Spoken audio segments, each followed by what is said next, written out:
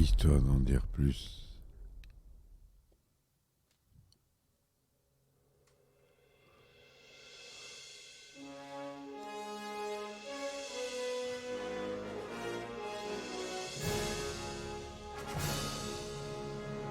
Eh ben attendez, on est en France. Allez, cul sec. Hop.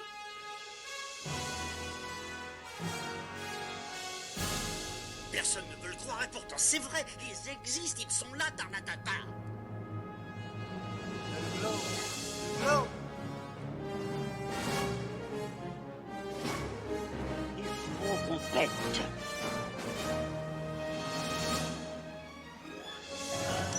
Voyons, circuit branché, correcteur temporel temporisé. Bonjour, bienvenue sur Histoire d'en dire plus. Aujourd'hui, on continue avec Toy Story, suite et fin. Ce film qui raconte aussi la naissance d'un grand studio de cinéma, j'ai nommé Pixar. C'est parti, mon kiki. Alors oui, on a parlé des rendus du film. C'est ce premier long métrage qui a lancé toute une série des studios Pixar qui continue jusqu'à aujourd'hui. Ce premier long métrage marque un tournant dans l'histoire du dessin animé. C'est le premier film, donc comme on l'a dit plusieurs fois, entièrement réalisé en images de synthèse, coproduit par les studios Disney.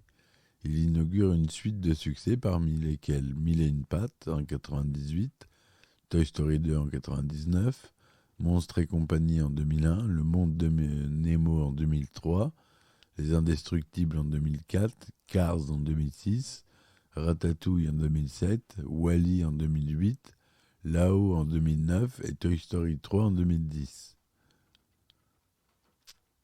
Et après, c'était des films uniquement Pixar. En amorçant une tradition chez les studios Pixar, Toy Story renferme de multiples clins d'œil à l'industrie du cinéma. Par exemple, la théière qu'utilise Anna quand elle joue avec Buzz est une réplique de la théière de Luther. Alors la théière de Luther, elle est très connue des gens qui font de la 3D, et notamment des vieux comme moi qui ont connu le début de la 3D. C'était un modèle qu'on trouvait partout, c'était pour tester. Modèle utilisé dans la synthèse d'images 3D qui est devenu un objet standard de référence dans la communauté de l'image de synthèse. Voilà, c'est ce que je voulais vous dire. Je m'en suis servi moi quand j'ai commencé la 3D. Je la faisais réfléchissante, comme une théière en chrome, et ça me fascinait, comme dans Terminator 2. De nombreux clins d'œil sont plus particulièrement portés sur l'entreprise Disney. Lorsque Buzz veut prouver à Woody qu'il s'est volé, une image de Mickey Mouse est cachée sur une réplique géante de montre. Enfin, vers la fin du film, quand Woody et Buzz arrivent près de la voiture d'Andy en roulant et qu'on les voit dans le rétroviseur, on peut entendre la chanson Hakuna Matata du film d'animation Le Roi Lion, sorti un an auparavant. Le film est aussi parsemé de références à l'histoire de Pixar et à ses courts-métrages passés. Quand le livreur de Pizza Planet entre dans la station de service d'Inoco, il demande où se situe le West Cutting Boulevard. C'est en fait l'adresse des studios d'animation Pixar à Richmond, en Californie, à l'époque de la réalisation du film. Depuis 2000, les studios ont déménagé à Emeryville, en Californie. La lampe de bureau et le ballon jaune avec une étoile rouge du logo font référence au premier court-métrage de Pixar, Lux Junior, en 1986. Dans la scène où Woody invite les jouets à se trouver un partenaire de déménagement, on peut apercevoir en arrière-plan sur une étagère un livre intitulé Teen Toy, dont l'auteur mentionné est Lasseter, référence au réalisateur John Lasseter. C'est ce court-métrage réalisé en 88 par Lasseter que Toy Story est inspiré. On trouve aussi un livre nommé Knick Knack, un autre court-métrage de Pixar datant de 89. Toy Story marque également le début d'une longue liste d'apparitions d'objets récurrents dans les films signés Pixar. Le code A113, qui était à l'origine le numéro d'une classe de Collart, école où ont travaillé John Lasseter et Brad Bird, deux géants de chez Pixar, et qui apparaîtra dans tous les autres longs métrages de Pixar, apparaît dans le film sur la plaque d'immatriculation du monospace de la mère d'Andy. Figure également dans le film de la compagnie Dinoco, qui sera aussi présente dans Cars et Wall-E, ainsi que de la chaîne de pizzeria Pizza Planet, dont le camion apparaîtra dans la quasi-intégralité des longs métrages de Pixar. Quand Luxo Junior bouscule Buzz par la fenêtre ouverte, celui-ci pousse le célèbre cri Wilhelm, qui pourrait être entendu également dans Toy Story 3. Le sol où se trouvent Woody et Buzz, quand ils tentent de s'échapper de la maison de Sid, fait référence à celui de l'hôtel Overlook dans Shining. Divers auteurs ont vu de l'humanisme dans le film et l'ont rapproché du roman de Don Quichotte. Robert R. Birmingham a établi des comparaisons entre les personnages des deux œuvres. Ainsi, Buzz l'éclair se rapprocherait de Don Quichotte alors que Woody est comparé à Sancho Panza. Birmingham avance que ce dernier, au cours du film, éprouve des difficultés dues à ses rapports avec Buzz, un nouveau venu plein d'illusions. Rocinante, le cheval de Don Quichotte, serait devenu le vaisseau spatial accidenté de Buzz. Il souligne parfois que Dulcinée n'a pas d'équivalent dans le film Pixar. Pour lui, cela vient du fait que dans la tradition chevaleresque, chaque chevalier a une femme à qui il peut se confier, tandis que les codes de science-fiction ne prévoient pas de personnage qui aurait un tel rôle vis-à-vis des Rangers de l'espace. Birmingham met en évidence un lien entre les histoires de Toy Story et de Don Quichotte. Comme Don Quichotte, dont la généalogie est délibérément ambiguë, Buzz n'a pas de véritable histoire avant le début du film. Il se réveille ex nihilo de son hyper-somnolence. Aussi vite qu'Alonzo Quijano se découvre une nouvelle identité dans le premier chapitre. Plus loin dans le film, Buzz essaie de trouver un vaisseau pour revenir sur sa planète, pendant que Woody tente de trouver un moyen de revenir avec Buzz dans la chambre d'Andy, et ce en se servant des illusions de Buzz. Pour Birmingham, cette situation est calquée sur le schéma narratif du roman de Cervantes, où Sancho, tout comme Woody, apprend vite à se servir des rêves de son maître pour arriver à ses propres fins. Reprenons sur l'innovation technologique du film. Toy Story a eu un impact important sur l'industrie cinématographique, de par le côté innovant de l'animation en images de synthèse. Après la sortie du film, diverses industries se sont intéressées à la technologie utilisée dans le film. Les fabricants de cartes graphiques ont souhaité pouvoir créer des images similaires à celles des films pour les ordinateurs personnels. Les développeurs de jeux vidéo ont voulu apprendre à reproduire ce type d'animation dans leurs jeux. Et les chercheurs en robotique se sont penchés sur la mise en place d'une intelligence artificielle dans leurs robots pour que eux aient un comportement proche de celui des personnages du film. D'après Jason Boss, tous ceux qui travaillent dans l'animation traditionnelle ont compris qu'il fallait se surpasser, faire jouer les personnages de façon plus vraie et non pas se contenter du style traditionnel qui était appliqué depuis 20 ans. Nous n'aurions pas pu faire ce film par la voie de l'animation traditionnelle. C'est une histoire qui ne peut être racontée qu'avec des personnages en 3 dimensions. Certains des plans du film sont si beaux. Tom Schumacher, vice-président de Walt Disney Features Animation.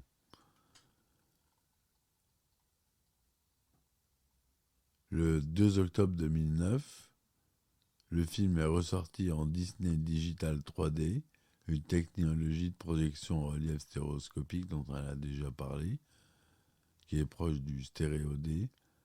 Aux États-Unis, Toy Story 1 et 2 sont sortis ensemble, à la manière d'un double programme pour une durée de 2 semaines. Revu à la hausse après le succès de cette reprise, la deuxième suite du film Toy Story est aussi sortie en 3D. Les films et les personnages de Toy Story garderont toujours une place très spéciale dans nos cœurs et nous sommes très heureux de resservir ce film très important pour nous au public qui pourra l'apprécier d'une nouvelle façon grâce à la technologie 3D. Avec la sortie à venir de Toy Story 3, où l'on pourra retrouver Buzz, Woody et les autres jouets de la jambe d'Andy, nous vous avons pensé qu'il serait bien de présenter à nouveau le public les 2 premiers films d'une toute nouvelle façon. John Lasseter à propos de la reprise des premiers volets en 3D. Pour faire du film initial un film en 3D, les studios Pixar ont dû placer virtuellement une seconde caméra dans chaque scène du film, permettant d'obtenir des images à la fois pour l'œil gauche et pour l'œil droit, ce qui est nécessaire pour créer une impression de profondeur. Unique à l'animation par ordinateur, ce procédé a été classifié par Lasseter d'archéologie numérique. Il fallait reprendre en fait tous les fichiers qui dataient 2009, 1994, ça fait une quinzaine d'années. C'est une éternité en 3D. Moi qui connais bien le monde de la 3D, je peux vous le dire, c'est une éternité. Donc, tous les fichiers ont dû être repris et mis dans les nouveaux logiciels. Donc il a fallu 4 mois et 6 mois supplémentaires pour ajouter 4 mois. Ça, c'était pour réintroduire les nouveaux modèles, les anciens modèles dans les nouveaux logiciels, ainsi que l'animation. Et 6 mois de plus pour ajouter la 3D aux 2 films. Le principal stéréographe, maintenant c'est ce qu'on appelle, on appelle ça des stéréographes, Bob Whitehall, a supervisé ce travail en cherchant à obtenir un rendu qui ait une influence émotionnelle sur la narration du film. Pour chercher les meilleures façons d'utiliser la 3D au profit de l'histoire d'un film, je regarde le film dans son ensemble. Par exemple, dans Toy Story, lorsque les jouets sont seuls dans leur monde, je voulais rendre l'impression d'un monde où l'on vit en sécurité. Et lorsqu'ils sortent dans le monde des hommes, c'est là que je fais réellement intervenir la 3D pour bien refléter le fait que ce monde est dangereux, compliqué et bouleversant. Bob Whitehall. La reprise en 3D du film a obtenu de bons résultats au box-office américain, recueillant 12 500 000 $, 12 500 000 $ lors du premier week-end d'exploitation, le plaçant à la 3e place derrière Bienvenue à Zombieland et Tempête de boulettes géantes. Il y a des attractions qui sont sorties. En 1996, il y a eu un spectacle sur glace Disney on Ice Toy Story avec la musique de Randy Newman. En avril 2008, il y a eu Toy Story The Musicals pour le Disney Wonder. Disney Wonder, c'est une croisière. Donc c'était pour celle des passagers. Walt Disney Imagineering, ceux qui s'occupent des attractions des parcs Disney, a imaginé plusieurs attractions pour les parcs Disney sur l'univers du film. Walt Disney Imagineering, je ferai un aparté sur eux, c'est une société qui date de 1952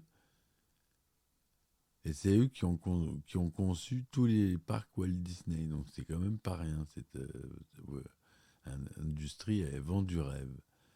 Ils ont sorti Buzz Lightyear Astro Blaster et Buzz Lightyear Space Ranger Spin, Toy Story Midway Mania, Toy Story Playland, Toy Story Mission Parachute, Zigzag Tour, RC Racer Vitesse Maximale. Il y avait 2 restaurants qui étaient d'après le Pizza Planet, mais ils ont fermé. Il y a eu des jeux vidéo qui sont sortis. Le Disney Animated Storybook Toy Story a été le logiciel le plus vendu de l'année 1996, avec plus de 500 000 unités vendues. Il y a eu un jeu sur Mega Drive, un sur Super Nintendo, sur Game Boy et sur PC. Il y a eu un jeu sur PlayStation. Et voilà. Voilà, c'était pour conclure cette grosse partie qui était Toy Story. C'était un monument, donc il fallait bien 3 parties. Je vous invite à regarder le film et de le comparer aux 4.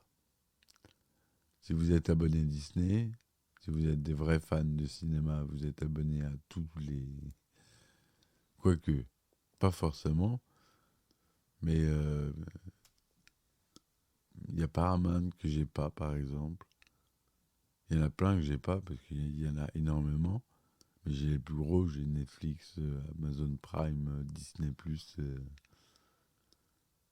etc. Et j'aime bien, il y a Pluto TV, si vous connaissez pas. Ça diffuse des films Asylum, des films Wild Bunch Studio. Ça diffuse plein de choses. C'est gratuit. C'est une application que vous trouvez sur vos Smart TV et puis sur vos téléphones. Je fais pas de pub pour eux.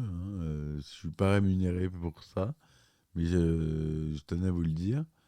Il y a des choses tout à fait stupides. Il y a vraiment des trucs nuls. Mais il y a des choses bien. Il y a un truc que j'adore, que je mets le soir. C'est MacGyver. Il y a une chaîne qui s'appelle... c'est des chaînes qui sont dédiées à une série en entier. Ou un style de film, par exemple. Il y a Sci-Fi, avec des productions de Sci-Fi, l'original. Il y a Action, il y a... Et c'est des films à petit budget, moi j'adore ça. C'est très mal joué. Si vous aimez les nanars, comme moi je suis fan, ça sera une autre grosse partie de mon podcast. On abordera les nanars. Et si vous aimez les nanars, allez sur Pluto TV. Il y a même tous les séries AB Productions, donc Hélène et les garçons, Premier baiser, etc. D'ailleurs, paix à la chanteuse du générique de Premier baiser qui est décédée hier, je crois. On est le 23 mars 2023. Donc voilà. J'espère que cette chronique vous aura plu. N'hésitez pas à me supporter sur Ulule, Patreon, Tipeee. Ça m'aiderait beaucoup. Ou même juste un like ou vous abonner. Comme ça, vous aurez mes nouveaux podcasts qui sortiront. J'essaie d'en sortir un chaque jour. Des fois, je peux pas. Des fois, je peux. On essaye de faire au mieux.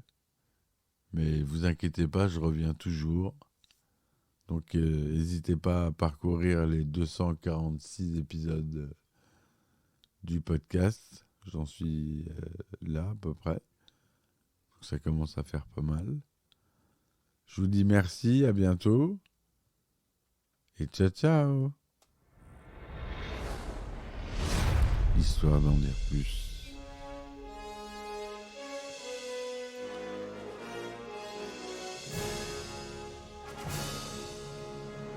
Eh ben attendez, on est en France. Allez, cul sec. Hop.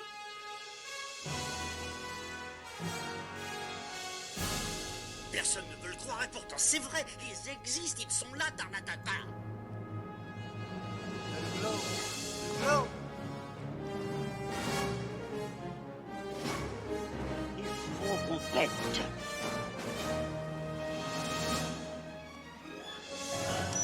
Voyons, circuit branché, correcteur temporel temporisé,